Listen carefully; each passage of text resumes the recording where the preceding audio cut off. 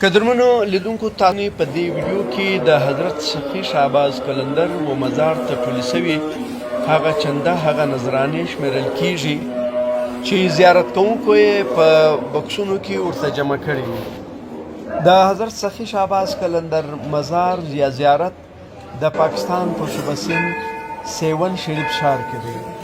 حضرت سخي شهباز قلندر په پاکستان او افغانستان کې په زراو مریدان لري او داسې په ټوله نړۍ کې په لکاو عقیدتمند لري.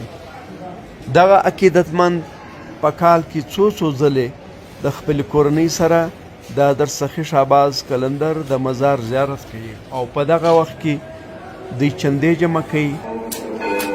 د حضرت سخي شهباز قلندر په مزار کې کوم صندوقان دي او په هغو کې دغه نظرانې او چندې جمع کیږي. ویل کیږي چې هر هفته دغه پیسې شمیرل کیږي چې شمیر یې تر 3 کروڑ روپۍ زیات راوړي. د حضرت سخي شهباز قلندر په مزار باندې سالانه تر 15 کروڑ روپۍ زیات ټولیږي او داسې د هغه عقیدتمند چې هغه ډېر شتمن دی نغد روپۍ هم ورکوي.